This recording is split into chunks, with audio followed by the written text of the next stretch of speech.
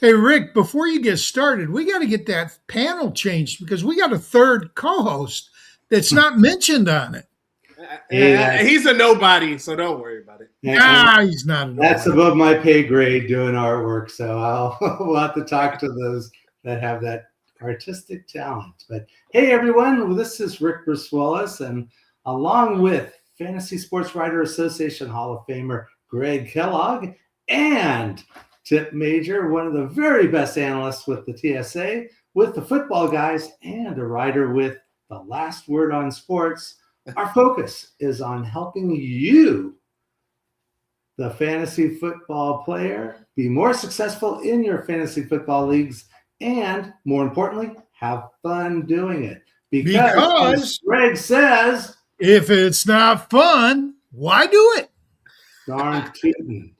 Well, tonight's topic is building a community and why it's critical in fantasy football. So, Greg. It's critical in all fantasy sports, to be honest. And our guest tonight is the one and only Andrew Cooper. He's the lead NFL analyst at Fantasy Alarm. He is also a host on Sirius XM, a fantasy sports channel, which was put together by an old friend of mine, Steve Cohen. So I know you know Steve because he was your program manager for years. And he's also the 2024 FSWA Writer of the Year. Now, that's an award I never won. I did get the in-season article or series of the year, but I never won Writer of the Year. So well done, Mr. Cooper. And by the way, his friends call him Coop, and I'm going to call him Coop the rest of the night. So how you doing, Coop?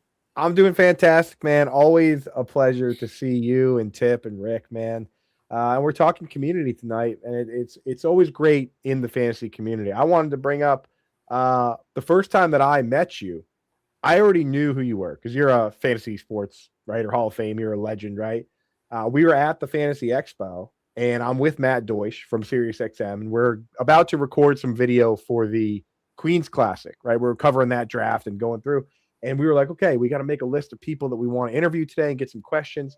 And Matt goes, who should we start with? What should we do? And we're looking around the room, and we both look at each other, and we're like, is that Greg Kellogg over there? and he was like, we were like, yeah, I think it is. So why not start right there? FSWA Hall of Famer. And sure enough, we were talking about some of your favorite players, and there was a Barry Sanders, I believe Barry Sanders jersey right there. It all came together perfectly, man. But I was surprised that you said you hadn't been around for 5 years or that you didn't think people would know you, man, because that's the thing about community. Is that when you become part of a big community like fantasy football and something like this, not everyone's going to know you, but people know, when you go to something like the Expo, you have good intentions. You're at least willing to show up in person and hang out and talk ball. And that pays off in the end, right? That people start to figure out, hey, that's Rick, that's Greg, that's Tip, that's Coop. And that's how you get your foot in the door to doing stuff like this. Hey, I can say Epic's name, but I don't know why he wanted me to say his name, but okay, we can say it. And I tell you, I took 5 years away from football entirely. I didn't watch the NFL at all because I knew if I did, I'd want to play, and I was trying to get ready to retire. I'm an old guy. And back then, I was about to go to Thailand for a year to go overseas. So now when I got back from Thailand, I got the itch to play again. But I didn't really want to write again because writing's a job. And if you're going to be a writer or a podcaster, which I just talked to Rick about, you need to join the FSWA.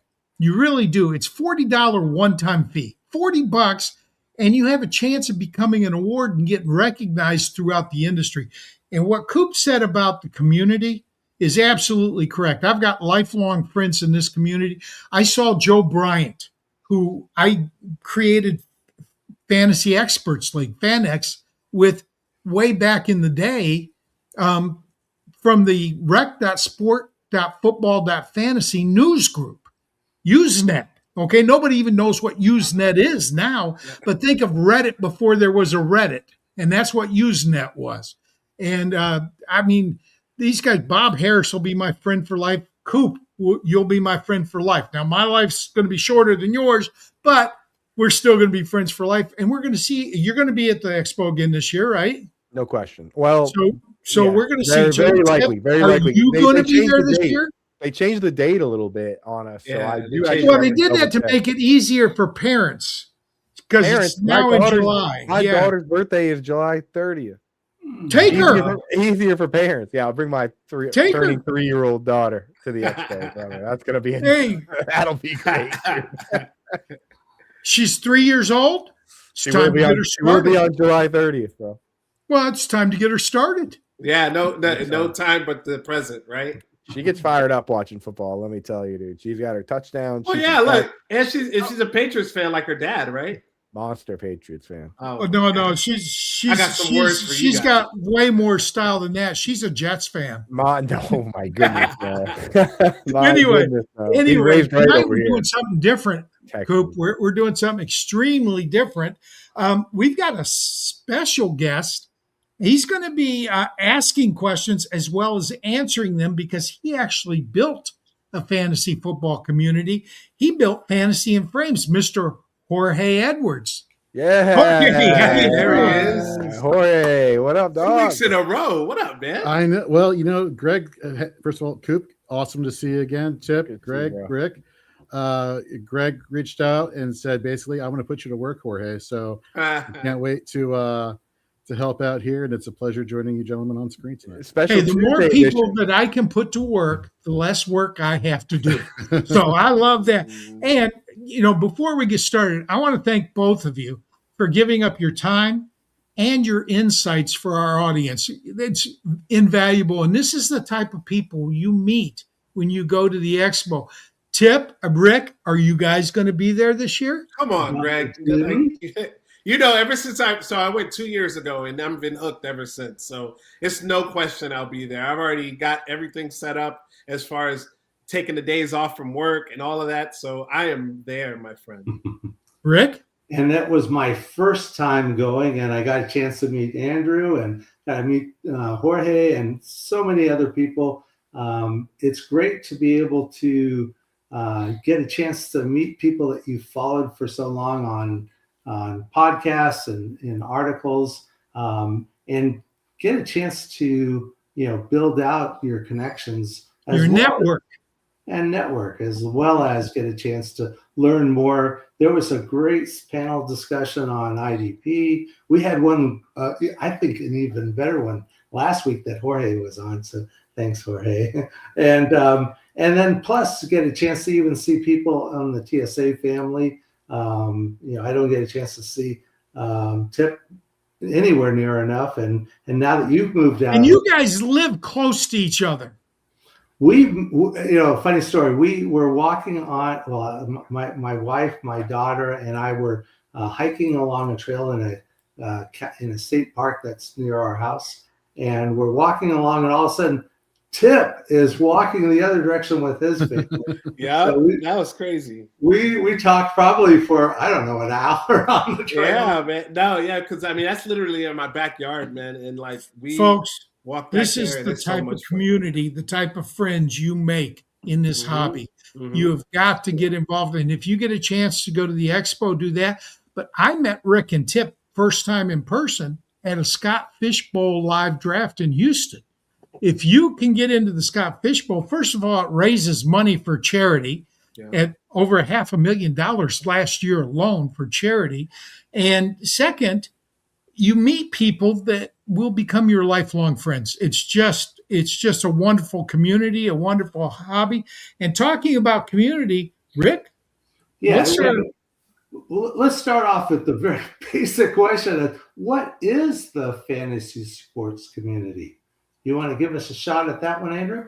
Yeah, I'll tell you. And the thing is, people will say that there's different categories or whatever. It's like anything more than two people is a group, and they'll call it. They'll say like, the constellations or whatever they want to break it down into. And then some people say anything over 150 people now is too many for a community. And to me, I don't think it's important to make those kind of distinctions.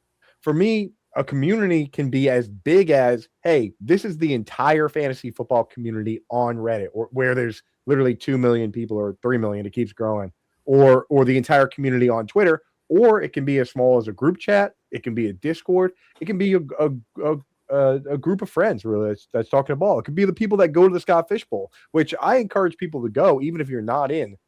At Boston, we have a ton of people that come that aren't in. They all hang out. They have a good time. 3 people actually got in because some people couldn't show up for whatever reason. Like, just come out and hang out, right? And especially if you're a content creator, because a lot of people, you see a tweet here and there, or you see a video maybe once in a while, or you hear somebody on a podcast. You don't really get to know that person the way you do talking to them for 5 to 10 minutes. And that alone can help you figure out, hey, do I want to work with this person? Do we have some chemistry? Can we do some shows, right? Like meeting Greg, then I would know Greg. I've known of Greg for a very long time. I've never talked to Greg. I've read his work. I've seen his tweets, but I'd never talked to him. Now I know that I can hang out with Greg and we can do shows because we met, right? So for me, like the community alone, it can be as big or as small as you want it to be, as long as you have a common interest. And in my opinion, and again, it's the bigger the community, the harder it is. There's at least some sort of guideline as to what you're trying to do. Like, what's the goal of the community? What's the topic? And where should lines be drawn on kind of what you're doing and certain things like that. And again, if you have control of the community yourself, easier to do that. With Twitter or Reddit, you might have to use the mute button or the block button to help yourself. Never. Well, there's a guest here, Coop. There's a guest here that built a community. Fantasy and Frames was built from the ground up by Jorge. What did you focus on when you were building your community? Just the website, the content, or was it like building some type of place where the people that came to your site could talk to each other? It started through content, just wanting to be consistent.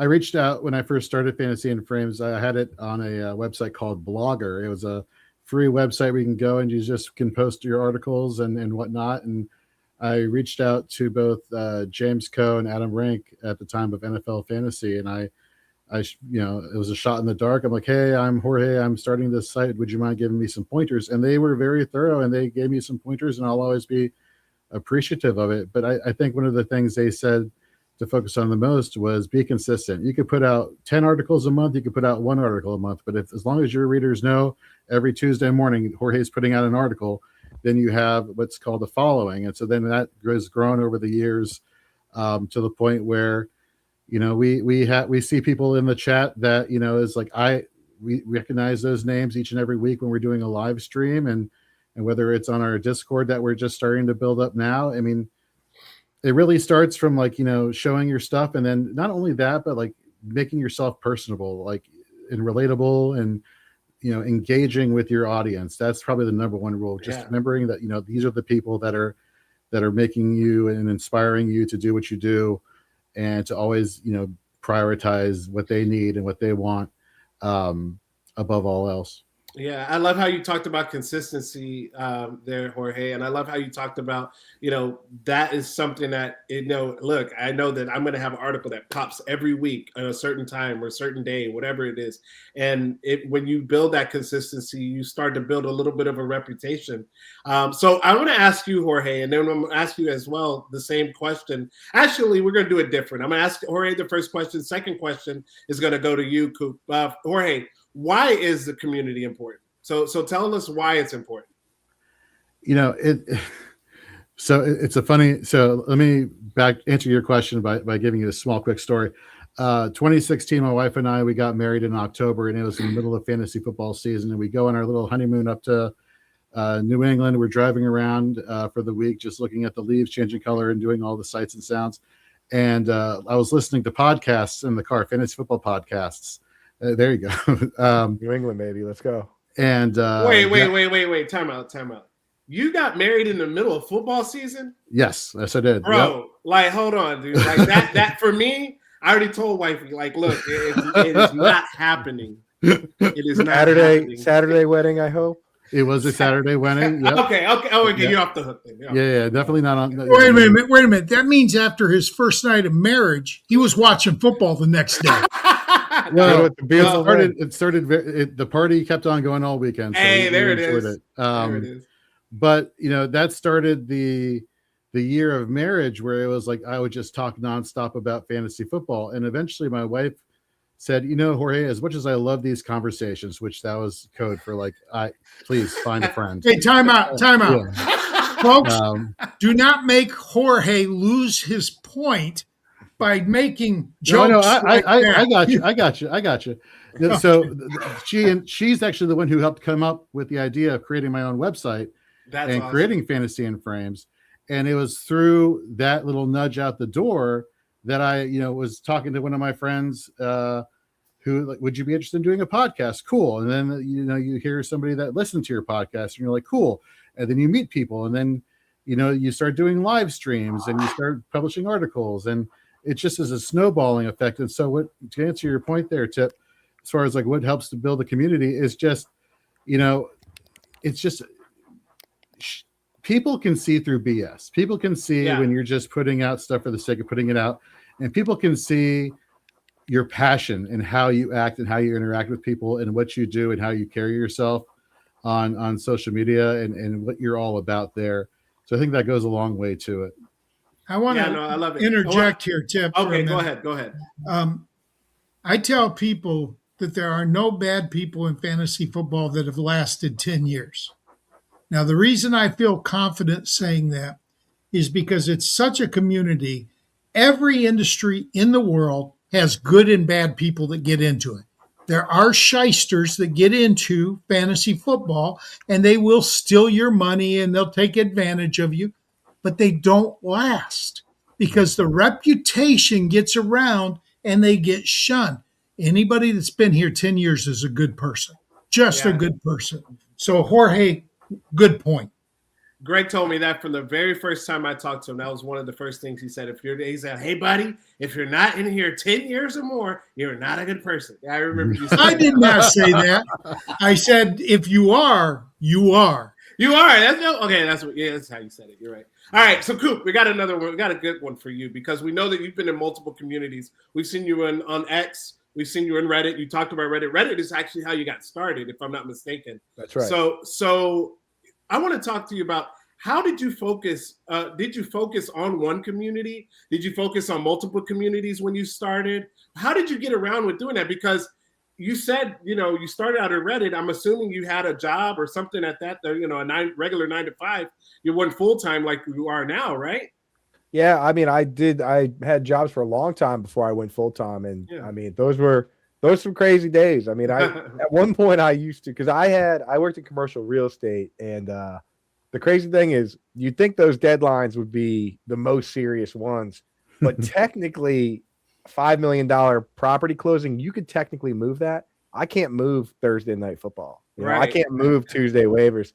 So there were times where I'd be bringing in my sleeping bag. I would sleep on the floor of my office and to get all my stuff done. But the thing about Reddit and certain sites and how I got to where I am is that I know Greg said that writing is the job part, but oddly enough, that's my favorite part. I spend my spare time writing, like not just the articles, but also on Reddit. Like I was doing it for the love of the game, just writing these big walls of text and going back and forth with people. And that's how I come up with most of my topics that I write about is I get into conversations. I see what people are talking about on the different, Twitter or Reddit. And sometimes a question comes up where no one has an answer to it. And then sometimes you got to sit down and watch 5,000 plays of Roma Dunze and pull up every stat in the world to answer that question. But to have the pulse of those communities is how you can figure out what people actually want to see. So for me, balancing it has been a combination of balancing being part of a community and finding a place for my people to live. That's basically how it is for me. I wouldn't want to personally, run multiple communities. To me, I think that's too much of a burden to be the admin of multiple. And I know some people can balance that, and that's great. And you can work for multiple websites and balance that. But for me, it's about knowing what your role is within the community. Like at Fantasy Alarm, with our Discord, where we have a lot of people, my job is to share my information, and people want to hear my insight, and they come to me, and I do start tons and tons of start sit shows and stuff in the chat, and I'm providing information there. Whereas I'm part of other communities where I'm not the leader of that community. That's Reddit in a lot of places. And in a lot of ways, people on Reddit don't even know who I am. You know what I mean? Like for a long time when I was there, it's only recently they started adding labels that say who you are. And being part of a community to me is just as important if not more important than running your own. And if you're going to run your own, you absolutely should start off in a place where you're joining a group, you're joining up with somebody else's website, and you see what they do and what they offer, and offer some things yourself. And you can figure out, okay, this is how I can help people. This is what I'm going to do with my group when it's my time. And then that's how we're going to move, and that's how we're going to operate. So I have no problem being part of the communities I'm a part of, because that's what I love doing. With Reddit, I have, as Jorge pointed out, on the dot every week. I post my tight end articles. I post my stuff every year. Even my yearly schedule and my annual schedule are the same, because I know there's people there counting on me, and I learn a lot from them. They learn a lot from me. And at the end of the day, some of those people even come over and join our community fantasy alarm. So for me, the balance has to be based on time. Time is your biggest commodity, but I absolutely encourage people to be parts of a community, even if you're not the leader of that community, because that's how you keep a pulse on what people actually want to see. And at the end of the day, in this industry, you got to know what people actually want, because there are times where I write something that I want to see and no one cares. And then there's times where I find out about something I wasn't even thinking about, and people love it. We're trying to help people, and you got to know what they want. Yeah, you got to go where the action is, basically. And I got to tell you, I told Tip, he started writing for Football Guys this year. My advice to him, Tip, was go where and for how long every day. Well, I don't know, Greg. Shark Tank. Go hard. Shark Tank, 10 minutes every day. Oh, so yeah, Shark Tank the football forums. Guys, yes, their the primary forum. If you would have said forums, I would have got it. I was waiting for that key word. You didn't hit me with the key word. I want you to he's right. He's right because I was introduced to the football forums just like 3 weeks ago. And even Joe Bryant came on there, and like he as soon as he saw me sign in, he was like, "Hey, welcome, Tip. This is what this is. This is what that is." And I immediately went to the Shark Tank area. And the Shark Tank area is where it just has a bunch of football topics. And all I do is just reply to everybody's, if I agree with them, if I disagree with them, if I have my own little input, or maybe they feel like they missed something. And that's all it is. But it's a community that has been built over this time. We have over 60,000 people in this community. So it's something 100,000 people in the Shark Tank. Shark Tank, yeah, the Shark Tank. And one thing that I did tell Tip was, if you're going to answer questions in a form, and Coop just said Reddit now allows it, have a signature file that points to your work. So if people like what you say, they can go find what you write. So that you can, it's marketing 101. But I want Jorge to not just answer questions. I want you to ask a question. Jorge, what do you got for Coop? All right, Coop. So you mentioned, the Fantasy Alarm Discord. You mentioned, the not so much the establishing of the community, but the actual knowing where your followers are and being able to be a part and having your place within the community. But obviously, you're a person who's very successful in the community, has seen people have success in building communities. From what you've seen, what are some ways that people can go about building a community that you find to be the most successful that you've been a part of? Yeah, I mean, there's no one answer to that, right? But I think the number one thing is you have to be active within the community. And there are times where I struggle with that, which is why I set up a separate place for kind of within my community. I have my own spot, Coop's Corner, where I know that I can respond and then I can engage with people. But I think the real biggest thing with the communities is to have people in there, to start with some people that you're already engaging with. I think if you're starting from scratch, if you can get a few people in there, like for instance, with Fantasy Alarm, I've invited I've made sure that my friends are involved, and the people that I talk to every day, I'm like, why don't we just come talk over here? Right. And luckily enough for us, I can name a ton of members. I mean, Ann Dunn is here in the chat, and she's always in there engaging with people. Our guys, shout out to Icy Through and Jack Straw and all these guys that are in there, and they're creating the content just as much as us, if not more. They're in there creating leagues, and they're in there stirring the pot and getting the conversations going, because what you don't want it to be is a one-sided thing, right? You don't want, we have all these things. We have a Sirius XM show. We have YouTube shows. We have articles where I talk directly at people. I talk at them, and they can engage in the comments. We have Dustin and everybody here talking with us and hanging out, but you're talking at people and it's a one-sided thing. That's really not community. That, to me, that's just another form of broadcasting. Whereas with a community, when you get people in there that are engaging not even as much with you, but with each other, that's where the true magic is. And that's where it really builds, because in those situations is when you actually have people that say to other people, come join our group, right? If you're just broadcasting, people will say, go follow Andrew Cooper, go listen to Andrew Cooper, go check out his information, go check out Tip Major, go check out Greg Kellogg. That's what they're saying, right? But if you have a community of people, they're saying, come join our group. We're in there and we're talking about bets, and we're talking about fantasy, and we're talking about everything, and we're talking about movies and all these things, whatever it is. And when you join our group, you'll be one of us. Oh, and by the way, Howard Bender's in there, and Andrew Cooper's in there, and all these guys are in there. Howard's in there? You let Howard in? That's scary. It's just scary. I love Howard. He's everybody's I love Howard, favorite. but anybody that goes from New York to San Francisco is a bit kooky anyway. But then to go from San Francisco, where it's warm most of the year, to Alaska, it blows the mind. That's Bender, man. If anyone knows Howard Bender, it's like he's a man of the people that wants to separate himself from the people as much. I met him at the expo too. He rocks, and man. I gotta turn that question around on you before we go any further, Jorge, because you built an entire community, Fantasy and Frames. What did you focus on, content or? So it's a little two-sided. The community, it started with getting people who wanted to be active in making content. Mm-hmm. And so we were, since 2017, we on average had about like 5 mainstays, and a few people who would come, and then they would go off to other platforms and have more success, and which is what I want. I always want people to have as much success as they can have. And then it came to a point where I went to everybody who was here and I said, I want to do X, Y, and Z going forward. Do we have enough people? And immediately I got a resounding no. And that turned in from having 5 people at the end of 2022 to having 25 to 30 people at the beginning of 2023.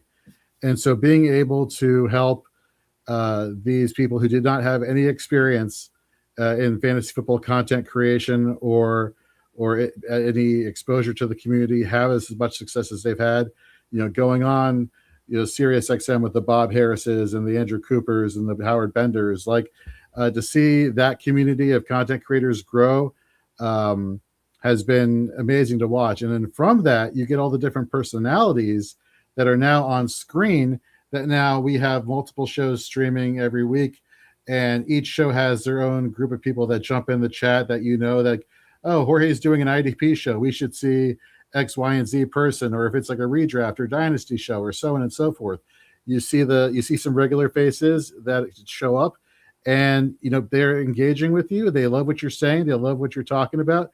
They love that you acknowledge them. And that's the biggest thing out of everything we do here. It's like, there's no point of doing any of this stuff if we're not acknowledging the people who are supporting us along the way, because that's really the motivating factor. I tell people all the time, whether it's 100 people or if it's one person that reaches out to you and says, you know what, I had a lot of fun playing fantasy football this year. You helped me out a lot. I really appreciate you.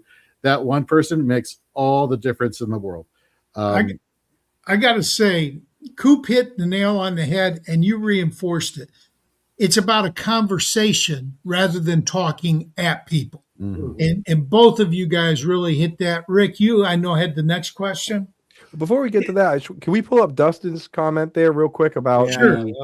I missed it because it went fast. It's the one at 722. It's a really great comment where he says, "You want to help people." Rather than, so he said, the want to help people is often the thing most people miss. Most people are looking to what they can get out of it, not what they can give. And I'll tell you, that is so crucial, because you will fail if your whole thing is, well, let's get them behind the paywall and then we'll figure it out later. Right. At Fantasy Alarm, we really don't, you really can't even think of it that way. The way we look at it is this, like your time is the most important commodity. as an analyst. More important than your know-how, more important than your knowledge. I mean, you could hypothetically sit down and spend an infinite amount of time researching and doing all these things, but you're not going to be able to provide the best the best content and what people need, right? Having the Discord allows us to give custom information to our people and know that they're our people, that they're one of us, and that they buy into what we're doing. They understand the content, and they can actually go in there and put a screenshot of their team in there, and we can get into the nuance of it. Like the whole thing about selling rankings, to me, is such an old, antiquated thing. I think just going off a ranking sheet is actively making you a worse fantasy football player. You can do that drafting with Sleeper. They have the rankings in there. Exactly. But you have to put your own mind into it, because you know your scoring system, your league, and your opponents better than any analyst ever will. Exactly. And I remember you even saying, Greg, you said, and even Scott the King Angle told me this: advice is always free when it comes to the fantasy football community. Like, you can always, whatever information they want to get out, like they ask you a question, you can always give that to them. The fact is, you were helping somebody. You were helping them with the situation that they are going through. It's a game, okay, but there's a situation that they're going through, and they're seeking your counsel. And so when that happens, you have to be readily available. You have to be, if you're trusted, whether you're just starting out, whether you've been doing it for years, you have to be able to humble yourself and answer those questions. And if you get it wrong, you get it wrong. Get it right, you get it right. But yeah, I agree with you talking about the rankings and behind the paywalls and all of that stuff, because you're going to find somebody out there who can give you that same information, and they might give it to you for free. Right. And the thing is, if you could get people to be part of your community and understand what your philosophy is and what you're doing, then when you're wrong, which you will be, everyone is all the time. If anyone could possibly get it right, exactly right, it would ruin the game. It would be awful. Nobody wants 40%. I tell everybody the best of the best are wrong 40% of the time. So you go into it, and if they understand your content and then you're part of your community, then in the situations where you're wrong, what really happens is you're wrong together. We talked it out. We've done the work. We've looked at everything. We're part of a team here. It's us versus the world. And this is what I would do. And you, as a Fantasy Alarm member, likely buy into our philosophy. So if it ends up being wrong, and we've explained it and we've talked about it, it doesn't hit as bad. And at the end of the day, it ends up being your decision because you're part of the team. Versus if you just pull up some random ranking sheet that doesn't account for upside and floor and all those things, then you might be disappointed. Or if somebody's just feeding you back a name, you might be disappointed. And as soon as you're part of that community and you join in those discussions and you really do those things, not only will you feel better about it, but you're going to have less questions because you're going to be able to answer a lot more of them yourself. And the thing why is always more important than who. Yeah, and the thing that going back to how fantasy football was in the old days, you used to go and buy a magazine that was probably published months in advance, and they had lists of rankings and you can say that, but you still want to buy Bob Lund's consistency guide. Right. There you go. So the thing that was different now, though, is that now we have information like that. We have the internet, we have AI, podcasts, we have YouTube, we have lots of different forms of information that's almost, if not immediate. And what we're getting, though, from community, though, is one, things change. The situations change, injuries happen, weather changes. There's all sorts of changes that happen. And if you can, instead of thinking, I'm just going to go base my decisions off of, XYZ person's list, even if it's today's list, instead to understand why and kind of defend what what the position is, then you're going to become a better player. And that's what's really good about community. The question I was going to ask, and you've answered probably the list of questions that I had at least, but earlier on you mentioned you have a young daughter.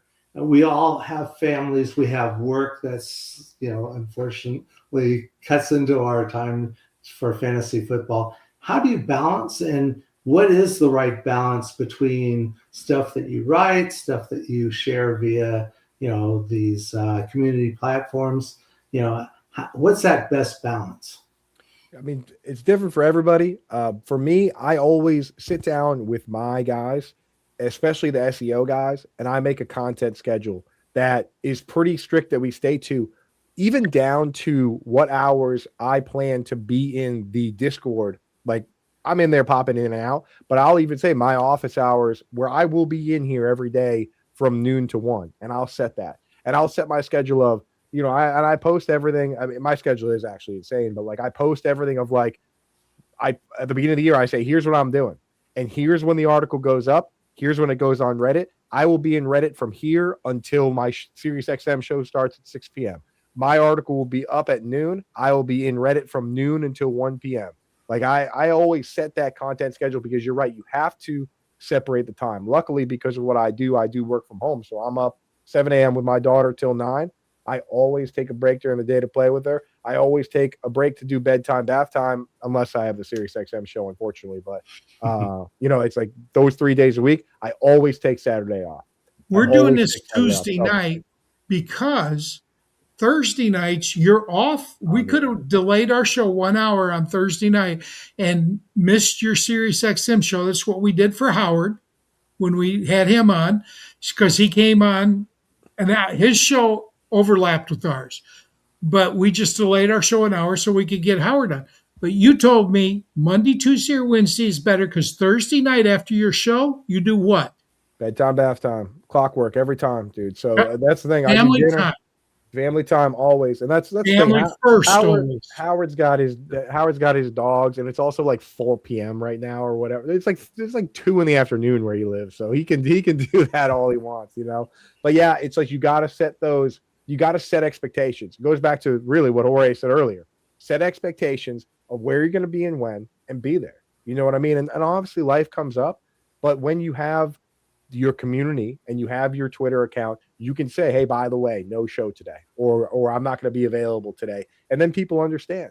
But it's really about setting a schedule and setting expectations. A huge problem that I had earlier in my career when I had another job but even when you have other jobs and stuff, you got to set expectations because burnout is real. Your content's going to struggle and you're not going to be any better for pushing it and overdoing it. So my limits are obviously set to where I work a crazy amount, right? Like the SiriusXM show ends at 8 o'clock every Thursday and Friday night. I work 6 to 8 p.m. I work every Sunday, but you got to set times to go do things. I like my one trip a year, and this is my annual trip. Every Sunday morning of the Super Bowl, I hop on a plane that morning and I fly down to Florida and I spend 10 days with my family in Florida. I watch the Super Bowl with my dad because I know the work is done. Right up until the Super Bowl, I got work every single day, including that Saturday. That Sunday morning, the game is happening. I'm done for at least those 10 days. And you got to give yourself those things, Yeah. So that's a big one for me is make sure that you set expectations correctly and make sure you know that you can accomplish them. So we know how you guys built your community, but Tip's got a great question. Yeah. So we'll start with you, Coop. I mean, we'll keep this one going. So what are some things that you've seen that can negatively impact the fantasy community? You absolutely have to set barriers on what's allowed and what's not. Yeah. You absolutely do. And that's easier when you control the community yourself. Right. That's what I was going to say. That's when it's your community. But you can do that anyway. Luckily for us with social media, you have the ability to block people, to mute people. Right. I mean, I've never blocked anybody on Twitter because I like to see where all the assholes are. Yeah, me too. I love it. But you can do that, and you can control your experience. And don't ever let anyone tell that you can't. You can block those people. You can mute those people. You can cater. You can create your own experience.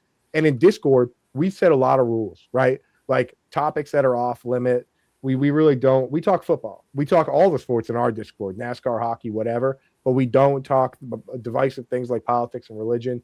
Wait a minute. You said you talk all sports. All of them, man. What's this NASCAR thing? That's not a sport. Oh, yeah, it is. That's one in a circle, man. I'm telling you. That's a sport, Greg. You do allow razzing, though, right? Yeah, we do. Good-natured razzing is allowed. Razzing, yes. One very specific thing that we do not allow is there is no bashing of other analysts and other of any kind. Like if I see someone in our Discord post a tweet, like they take one of Tip's tweets and they go, look at this bozo, of which there's probably a lot of those tweets out. No, I'm just kidding, buddy. But no, there are. You should see him when he's got the red nose on. I'm a mess on. No, I look. It's kind of no holds barred for me. You're great out there. But if anybody posts something in there and they're like, look at this bozo, he's an idiot. We don't do that. There is none of that in the Fantasy Alarm Discord because it's clear to us that that's not only creates a negative environment, a negative experience, but it's a waste of our time. Yeah. Like spending your time tearing other people down or attempting to, it takes away from the entire goal of building ourselves up. Like, and the thing is, if you focus on that, no one can tear you down either, right? It's like let other negative people waste their time being negative. So that's it for us. Like, we just keep it good natured. Every once in a while, we do have somebody pop in and say, "Hey, they think that I'm gonna like I say I'm like, oh, I love Drake May," and somebody has a negative Drake May tweet. They think I'm gonna love that they're like, oh, look at this guy, he's so dumb. I really don't, because we focus on our things and not about tearing people down. So if you keep it moving in that direction, for sure. And I will suggest one thing to anyone starting a Discord: bots are your friend. There are tons of automod bots out there that you can set keywords and it will collect all those tweets and then you can approve them or not.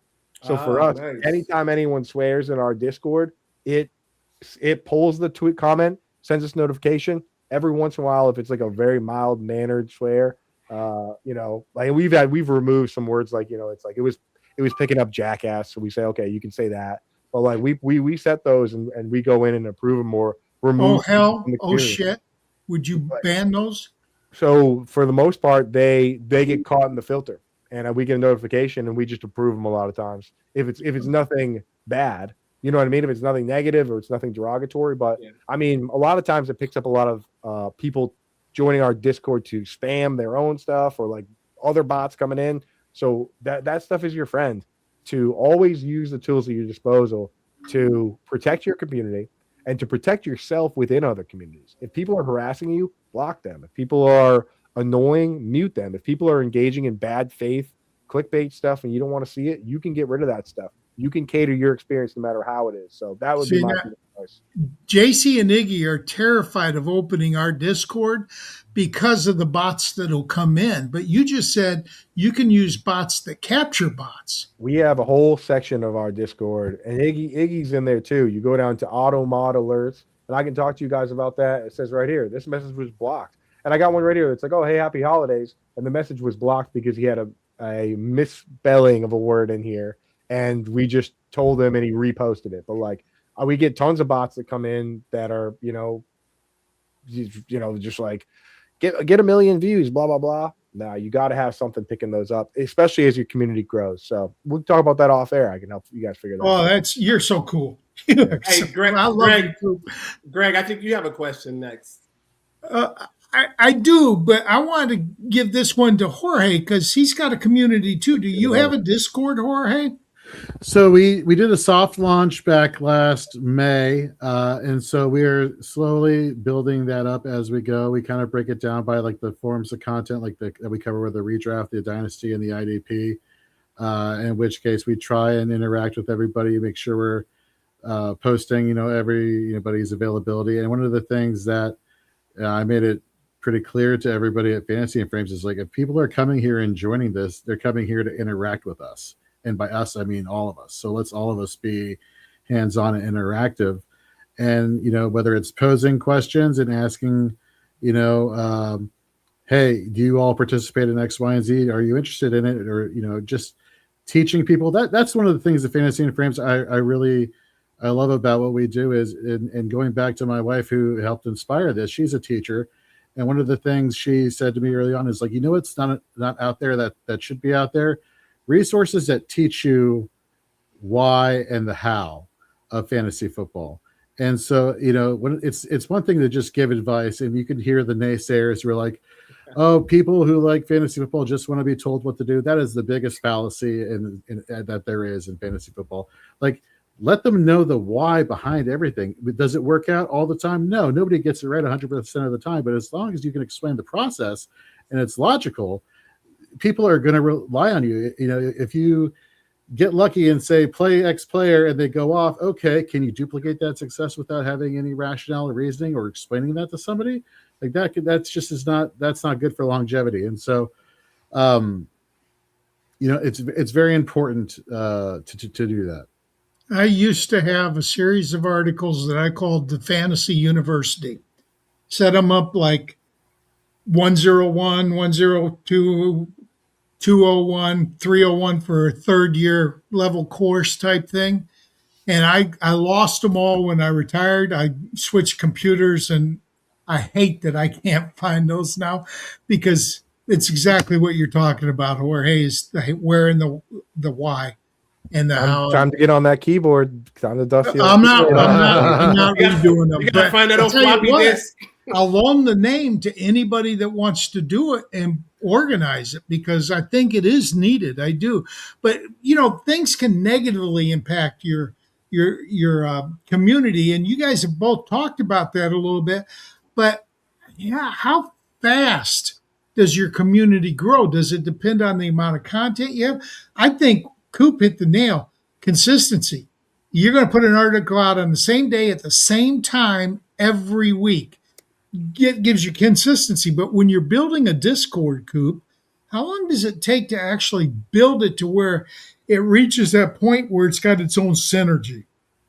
Yeah, I mean, again, and that's why it's really, in my opinion, before necessarily starting the Discord, make sure you have a core group of people. Like Jorge pointed out, his core group of people was a lot of writers and creators first, which is a great place to start. If you have that group like that, right? For us, like with Fantasy Alarm, we had a website going a long way back where the chats were popular on there, but that wasn't a sustainable place as the company grew, and we needed to take that off somewhere else. But I've also been part of stuff like the FF newsletter, which grew out of Reddit, and that really was just based on a lot of people that were highly engaged on Reddit and wanted to have their own place. That's where I would start, is like, make sure that you have a core group of people to actually be involved and be engaged, and like Jorge said, be in there regularly, and start there. And then from there, you have self-sustaining conversations. And if you have 20 people in there that are talking every single day and it's alive, then it's alive. And from there, you ask people to join, you tell people about it, and they can join if they want. And it might grow, it might not. But as long as it's self-sustaining, then you have something, and you have something great. Like I have group chats where it's been, 20 people from the fantasy community, and we're just in there and we're talking ball. And it's not about making it bigger. It's about having that group of people to bounce ideas off and help each other get better at content creation and everything, and disagreeing and agreeing and sharing a meme every once in a while. Like, it doesn't always have to be this thing where, oh yeah, we're going to build an empire and we're all going to get rich. Like, that's not the only communities out there. I've got from Reddit, they don't pay me anything. My 400,000 comment karma is literally worthless. It doesn't matter to me. Like, I like being in there and joking around and talking with people, and that's just something I like doing. So that's where I would start. If you start as like, oh, we're just going to do this and get people in here and make $1 billion, like, that's never going to work. If you create a group of people that you love being around and you all like talking ball, from there, and you want to open that up to other people, from there it should grow naturally. Yeah, quick story about that. Like, I mean, you're talking about different ways to reach out to people. I mean, the way I started was spaces on X. I mean, it's something similar to Clubhouse, or there's other things out there where there's just forums, and you start out there. And it's also how I was able to not only grow my voice, but gain, exposure, gain confidence. And, you're on there, you got to think on the fly, because this is like live radio almost. And you're on there talking.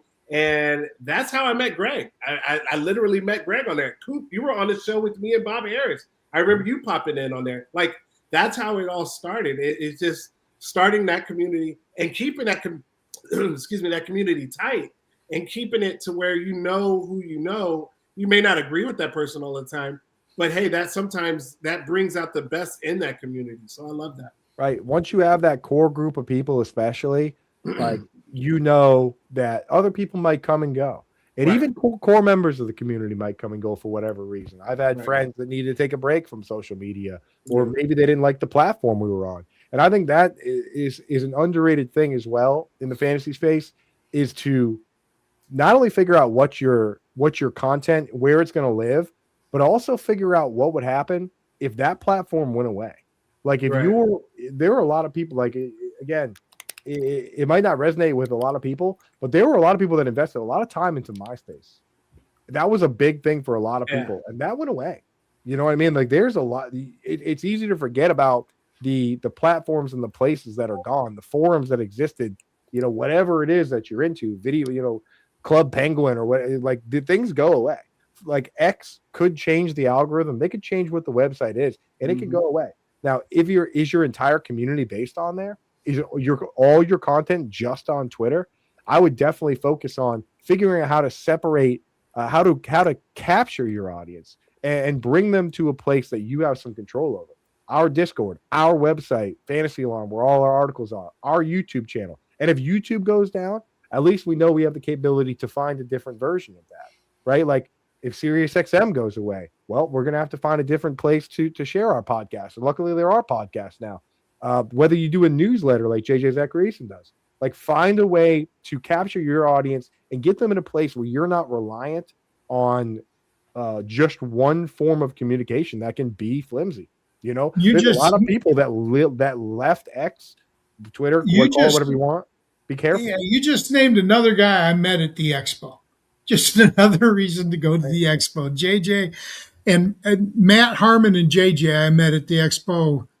I don't remember if it was last year or the year before, but there's so much talent that goes to the expo, and you don't have to be a content creator to enjoy it. If you love football, there's so many football conversations that go on at the expo. And now I'm going to let Rick ask the last question for the panel before we get into the games this weekend, because everybody wants to know what you guys think about the playoff games too. So, Rick? Yeah, and you know, we have the tight end whisperer on the panel, so I thought I'd at least take advantage of that by asking a couple of questions to Coop about one, how did you connect with tight ends? I mean, I think you mentioned you were a tight end, but is that what led you to that specialization, or? I was very briefly a failed tight end. I played quarterback and safety, but they tried to make me a tight end. That's not actually what led me there. It's funny. And again, this actually boils back to, it's good to bring this up because it boils back to the discussion, is that there were a lot of models out there that looked at wide receiver, that looked at running back, that looked at quarterback. There's a lot of stats, QBR, all these things. And through Reddit, just talking to people on there, I realized there was nothing like that for tight ends.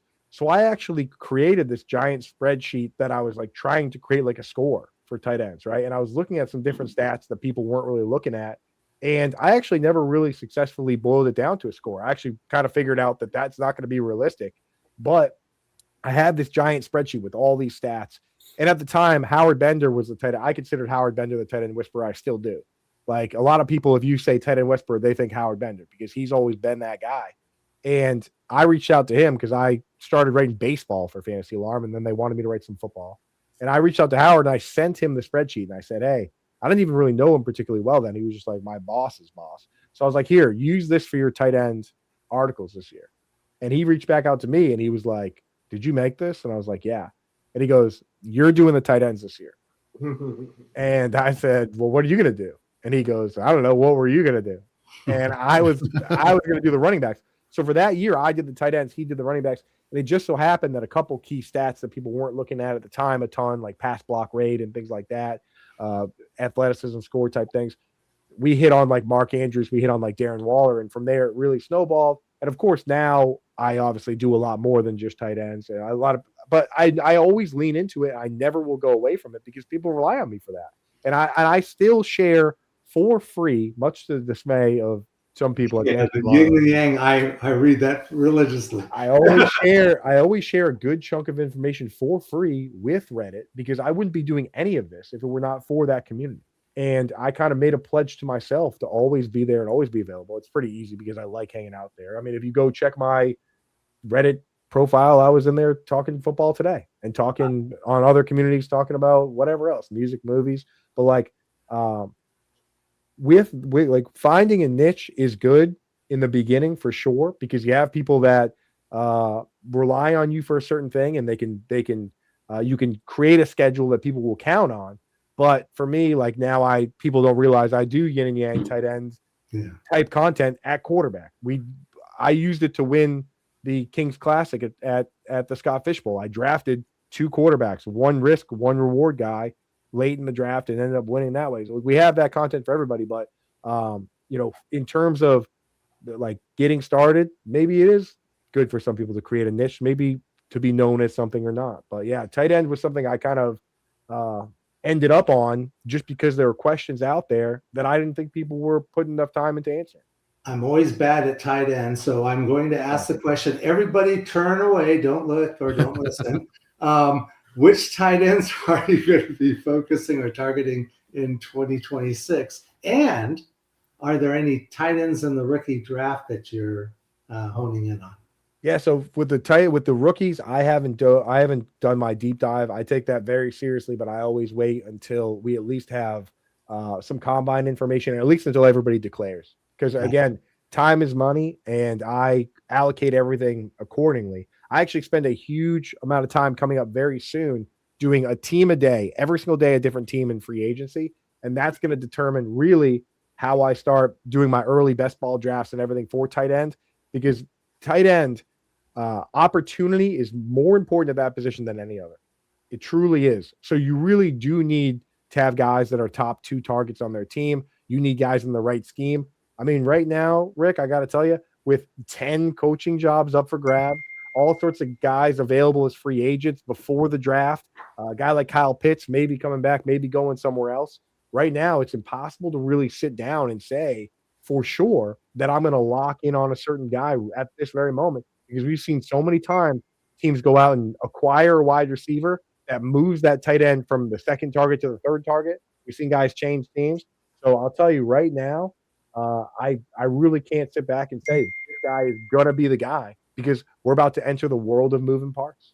Do you think we will ever see again a tight end that is so dominant that he scores 60 to 100 points more per year than the tight end 2, like we did for like 3 or 4 years with Travis Kelce? You think that'll ever happen again? Greg, did you shed a tear when Travis Kelce said he's retired? He didn't retire, did he? Maybe not yet. Jason retired. Travis didn't retire. He's coming back, I think. No, I don't think so. I think he's coming back. But even if he doesn't, no, I didn't. I shed a tear when it was clear that he was not the focal point that he had always been. But he was still, a top 4 tight end last year? 3. Mm-hmm. Top 3. Okay, there you go. He finished 3. And worst tight end 3 season of all time, I guess. But I mean, it's funny how that happens. And I feel like in a lot of times it's kind of like Star Wars with the Sith Lords. Like there's always two elite tight ends, no more, no less. Nice. But I'll tell you, we will see that again. We will see dominant guys. I mean, even Trey McBride right now, he had an incredible season. Still not the best tight end season of all time. That in fantasy. Do you guys know who that is in fantasy football? The number 1 scoring season, 330. Is it Gronk? Antonio Gates. It was Gronk. It was Gronk. Yeah, okay. It's Gronk is 1, and then like 3 of the top 5 is Kelce, But the thing with Kelce was there was just so much difference between him and the number 2 tight end that he was worthy a first-round pick. So to me, and the thing is, he was actually only worth a first-round pick. He was only picked in the first round and worth a first-round pick 1 time. Oh, I took him 3 years and was happy with each one. But being the best, being the ideal pick, and just being happy that you took him there are 2 different things. No, best pick because he created the biggest difference in scoring at that position than any other player did. In 1 year, that was true. But mathematically, when it comes to positional scarcity, there are a lot of years where even taking the number one tight end and having him be the number one tight end isn't enough. We're talking about in PPR, the number one tight end ever scored 330 PPR points. There are running backs. You have running back, running back. Yeah, but you don't go by total points. You go by the points that you lose if you don't take the guy. I'm saying factoring in positional scarcity. Yeah, that people forget about positional scarcity. But I'm saying even then there are times where it doesn't make up the difference. Like if you get a tight end that scores 350 points or 300, no tight ends ever scored 350. If you get a tight end that scores 315 points, which is top 5 all time for the position, but you drafted that player over a dude that scored 400, like a lot of these guys are capable of, that actually doesn't make up for positional scarcity. Right. So but it's not the difference between if you draft a tight end over a running back. Yes. Back when I started, it was always running backs first 2 rounds. So correct. If you draft a tight end over a running back, positional scarcity says there's 2 tight ends every year that are going to be top. Okay. Then there's a drop off. Okay. With Kelce, he was the only, he was literally 60 to 100 points better than the tight end at least 2 or 3 years, not just 1, 2 or 3. But so where was he compared to? In one of those years, he wasn't drafted. In one of those years, he wasn't drafted that high. I know. In one of those years, he didn't finish that much higher than the other guys. There was essentially 1 year where he was worth a first-round pick. But what I would like to see, there might be 5 or 6 running backs that are within 20 points of that top guy. Well, what I would like to see is in that season. You also start 2. Just like you start 3 wide receivers in many leagues. So I'm considering 1, 2, 2, 1 for the starting lineup with 1 or 2 flex. What I would like to see, and what I'm actually gonna look at this tonight because this is important. This is actually fun discussion. I'm gonna look at Kelce's points that season, right, and then compare that to what running back? What running back? That I have gotten. You can't know. Wide receiver. I can send you the data. You can't do that, Tip. You can't compare 1-to-1 on the position. You have to compare. If I didn't take Kelce, who was the tight end I was likely to get, and how many point difference is there? That the point differential is the big key. But if I don't take this running back, what running back am I going to get, and what is the point differential for that player? You make those 2 comparisons, that tells you whether it's a good pick or not. And people don't understand that. I'm going to apologize to the audience that might want to know if there's any football games. Oh, yeah. Okay. So we got I'm going to go first. I'm going to go first because there's a Michigan State guy that you got to get in your lineups if you're in a playoff league. You got to go. You got to go with Walker. You got to go with KW9 against. You got to go with KW9 against the Rams. The Seahawks are going to win that game. It's at home, and they look dominant. And I love Matt Stafford. Don't get me wrong. I do love Matt Stafford, and I love Blake Corum coming from Michigan. But I just think Seattle's going to win that game. And with Charbonnet out, you want to get Walker in your lineup. Let's go to you next. Let's go to Jorge. Coop and I have been talking a lot. Jorge, in the Seattle game, who's the winner and who's the player you want? So I'm also going to go with the Seahawks at home. I'm going to give you the little IDP flair, though, for those who are playing IDP playoff. And I'm going to go 2 weeks in a row with my defensive back, Nick Emenwari, rookie out of South Carolina. Great box safety, was making plays all over the field this past week versus the 49ers. So he keeps that trend going this week. Coop, same game. I love that call. I mean, Nick Emenwari, with him and Julian Love, once Julian Love got back, they were a huge problem for tight ends. I changed because they were an easy matchup for tight ends when Julian Love was out. When he got back, him and Emenwari, that pairing, brutal. I'm actually with Greg on this one. I like the Seahawks. I think Kenneth Walker, the way he plays is going to dictate this game because we all know that he does really well with the zone, right? When you run in the zone scheme and all the linemen are moving the same way.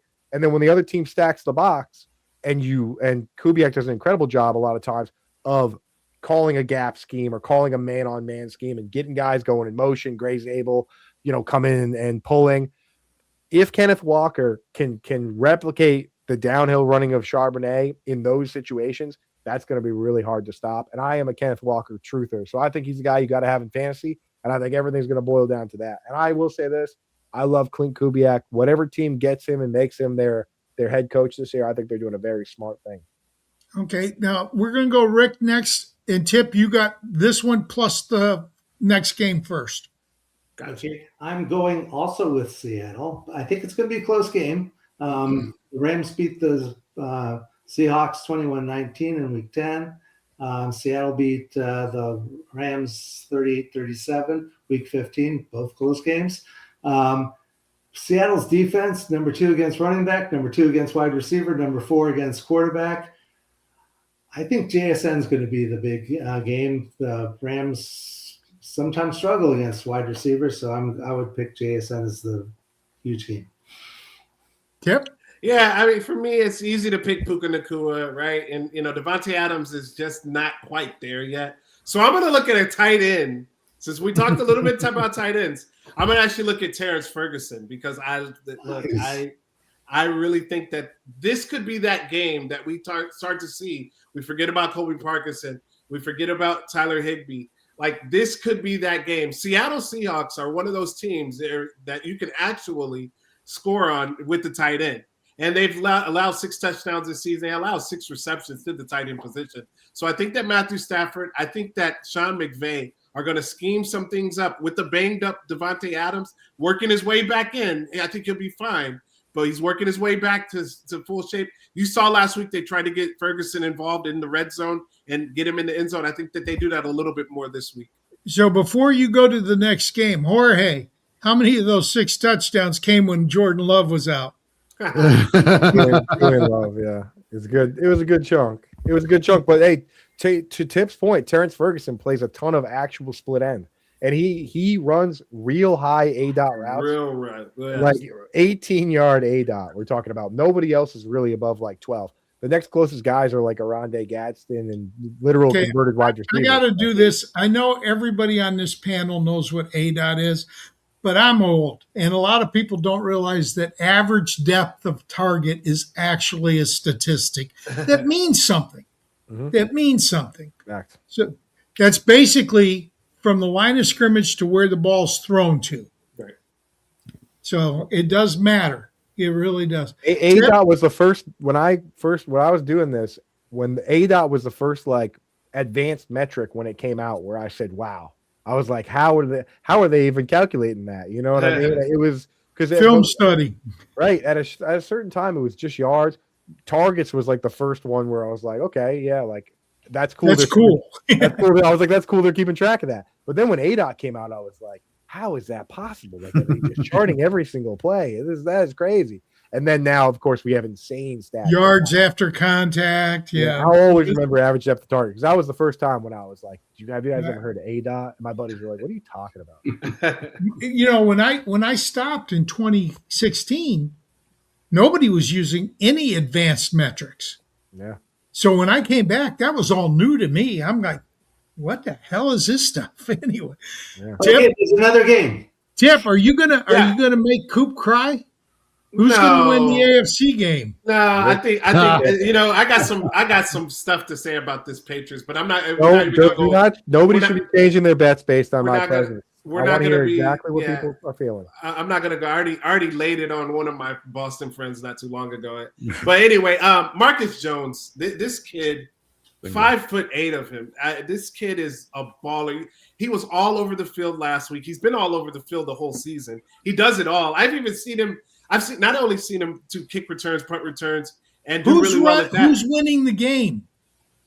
Oh, well, I thought you said you just wanted a player, but I think I want you to tell me who's winning plus a player. Yeah, the Patriots are going to win that game. Okay. Yeah, the Patriots are winning. I just don't think that they're going to allow a second-string quarterback, some could even say third string, allow him to beat them. This team is too prideful. Mike Vrabel's not going to let that happen. I just really, truly believe it with all my heart. That it's the Patriots. You didn't hear they're bringing Manning back? I don't care. They can bring whoever they want to bring back. Like it's just it's not enough time for them. It's not enough. You can say Sean Payton can coach his ass off. It's not going to happen this year. The Patriots are going to the Super Bowl. We'll get 2 in a row. Coop, who's winning? I got the Pats on this one. Stidham, I think, is a good player. The thing is, he's played for 3 teams now, and Josh McDaniels has been his coach for 2 of them, with the Patriots and the Raiders. Nobody knows that guy, what he can do, what he can't do better. If the Patriots are going to lose, I do think it'll boil down to Will Campbell. Because the way Drake May, people always criticize Drake May about the fumbles, but the way he plays isn't going to change. You cannot let people come from the blind side on him because he's always moving. And that's how you saw 4 fumbles last week. And a lot of that was Will Campbell's fault.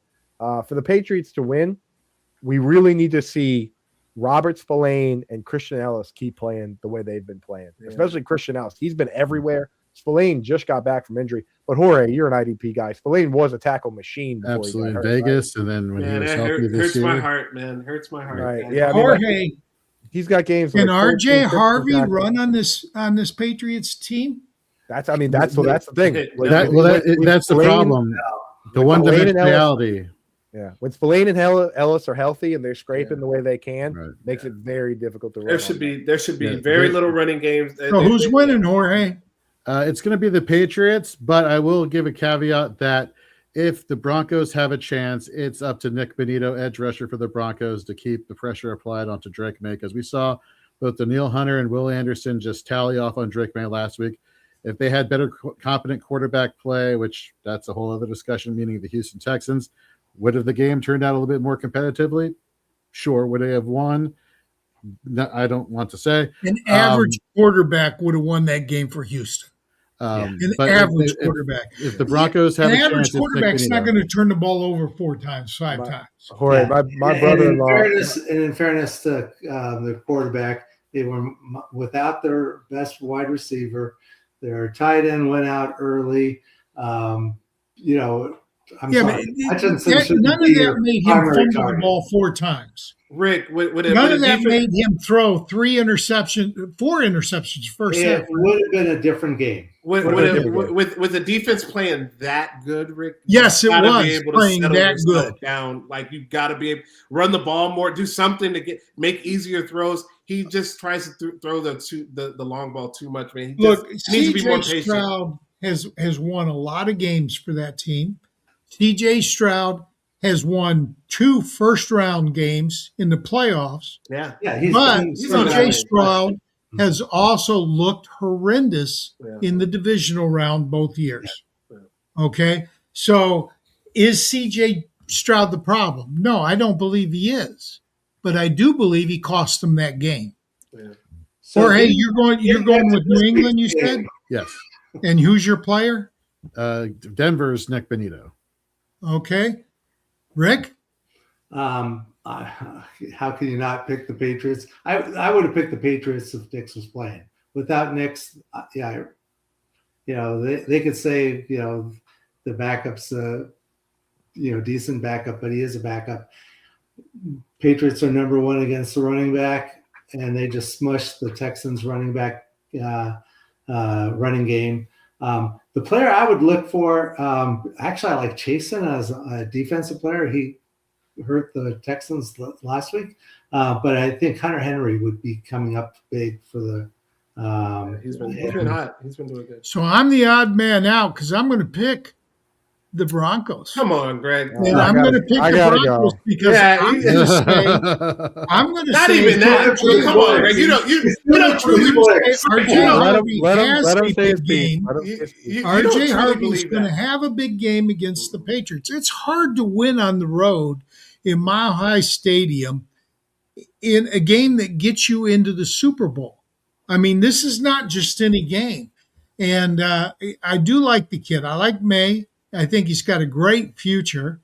I think what he's done to this point in his career mirrors Tom Brady, maybe even exceeds Tom Brady to this point in his career. You got to remember, the kid's 22 years old right now? May is a young player. You just dropped 2 heavy hitters on us, Greg. You said Tom Brady. I'm going to say that the home teams win both games here. I think home field advantage matters. To Greg's point, Tom Brady didn't throw 30 touchdown passes until he was like 29 years old. True. I saw a picture. Well, it was a different game back then. Let's see what happens at the end of Drake May's career. Most Brady ever threw was 28. and then the year he broke 28, he threw 50.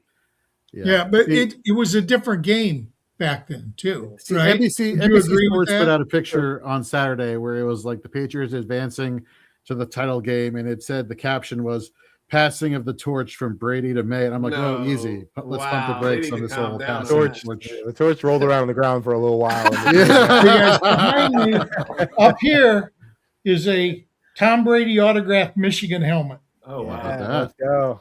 So I love my Wolverines. What's that? Oh, picture? There he is right there. That's my dude. Nice. He's always looking over us. That's my daughter's favorite player, even though she's only 2.5. Yeah, well, she's got good taste. She's going with the Michigan. She's been showing the right highlights.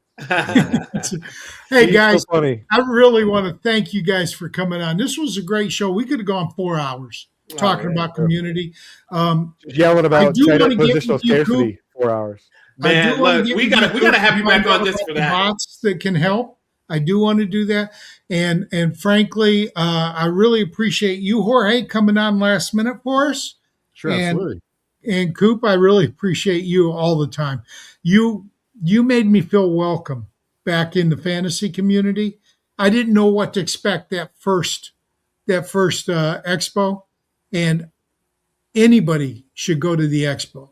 Any chance you get. It's just a wonderful experience, and you can meet everybody that's on the screen here. And here's what I'll tell you. Don't be shy. Walk up to them, introduce yourself, and say, "Hi, I'd like to ask you a question." And I don't think anybody here would say, "I'm too busy." They would say, "What's your question?" And then answer it to the best of their ability, because that's the way the community is. You've been in this community for 10 years, you're a good guy, automatically. Never fails. I've never known anybody that's done fantasy football for 10 years that's not a good guy. So Thanks for coming on. Rick, take us home.